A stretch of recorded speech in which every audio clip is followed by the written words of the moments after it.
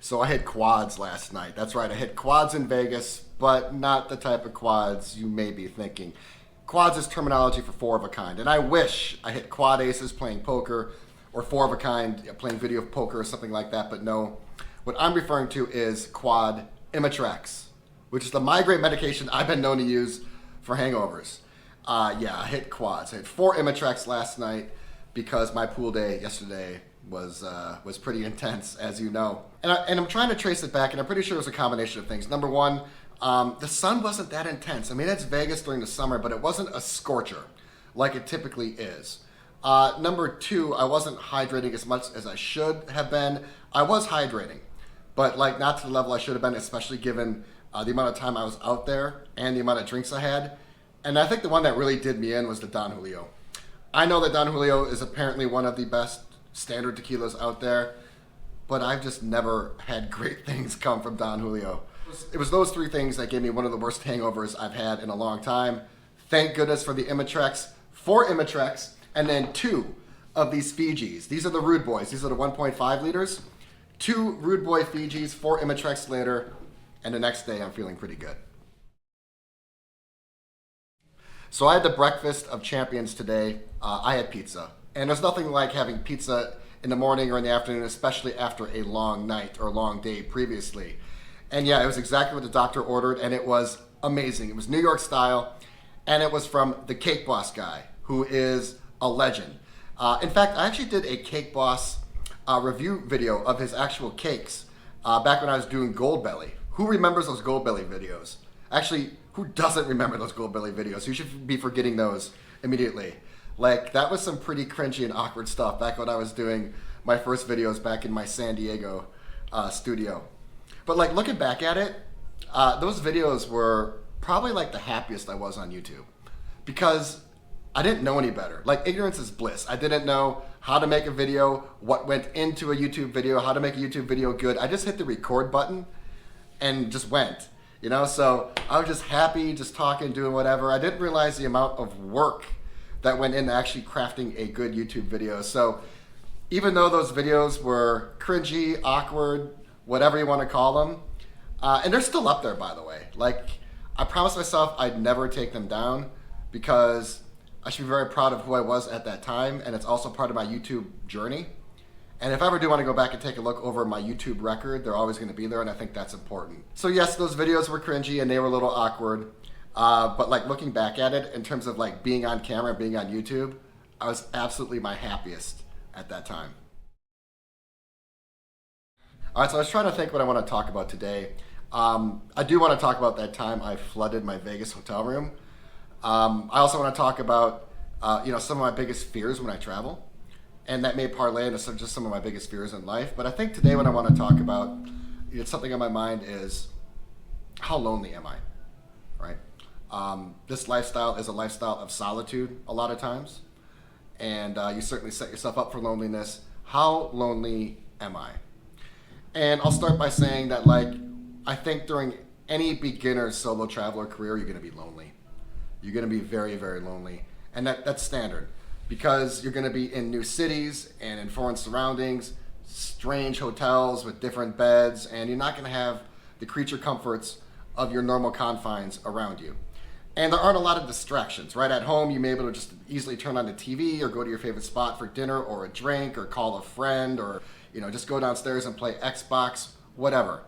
But those type of distractions really aren't around when you're traveling. And where I'm going with this is because there really aren't a lot of distractions, you are really forced to be alone with your thoughts, right? Any type of problems in your life, any faults, any weaknesses. Of course, I mean, any strengths and benefits are going to be there too, but you are going to be alone with your thoughts constantly. And you can really do 2 things. You can either face them, spend a lot of time in the mirror, and try to work through them and become a better person, or you can just try to cover them up and ignore them. But that just kind of defeats the purpose of traveling in your own personal journey. Like, the goal of traveling should be not only to see new places and to learn new things, but it should be to better yourself. So what am I getting at? How does this relate to happiness? Well, I think the sooner that you face your faults and weaknesses and anything that you don't like in your life, and the sooner that you fix things and start working towards the person you want to be, the sooner you're going to become happy. And it's really important to be endogenously happy. I've talked about this before. You need to be internally happy, because if you aren't internally happy, anything external is not going to bring you happiness at all. In fact, quite the opposite. I tried to do that before, with the new car or the new girlfriend or the piece of jewelry that's going to make me happy. It's going to change my life. And guess what? You only set yourself up for failure. You actually can't enjoy any of those things, really, unless you are endogenously happy. And the only way you can become endogenously happy is to do the things I talked about. So, the first year or two of solo traveling could be painful. Mine were. But after pain comes success, right? After pain subsides, something will replace it, and typically, hopefully, it's going to be a better feeling. So if you are an endogenously happy person, it actually doesn't get that lonely at all, because you are in control of your own domain. You are happy up here. So if you're happy up here, no matter where you go, who you meet, where you are, you control your happiness. Your happiness isn't reliant upon someone else. I go to dinner all the time and I see these couples, and they're merely coexisting. They are merely cohabitating. They're just at the dinner table together, but sometimes they are worlds apart. They barely speak to each other. Both of them are on their phone.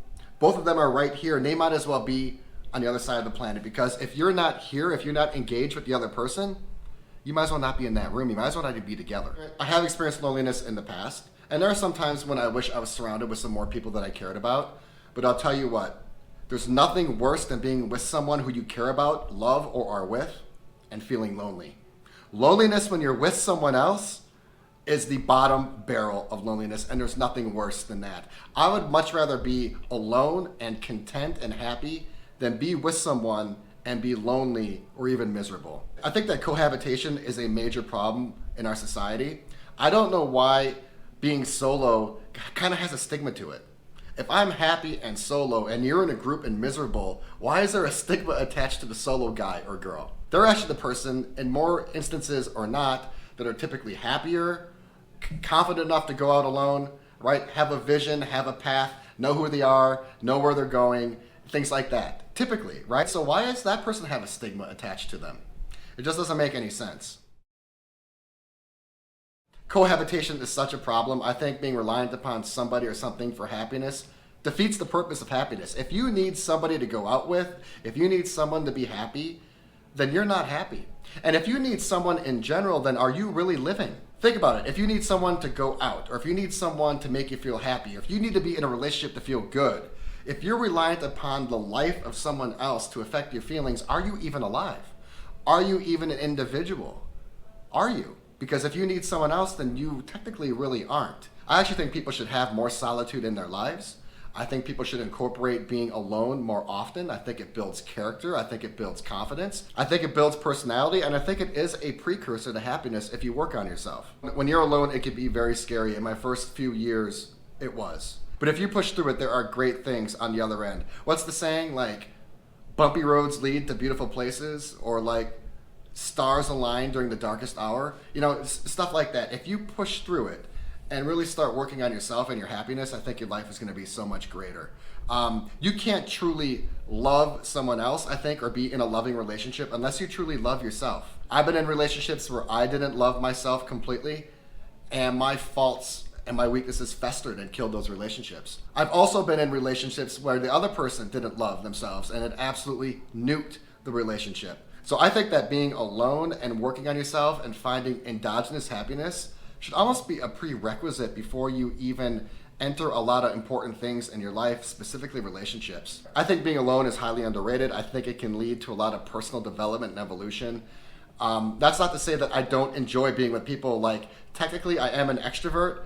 I did the Myers-Briggs, and I'm an omnivert. I'm like 50-50. 50 introverted, 50 extroverted, but I'm slightly more extroverted than introverted. I enjoy the company of people, and macro, we are a social species, but I think to bring the most out of your socialization, to bring the most out of relationships, you have to be endogenously happy. And for me, I found that endogenous happiness by being alone.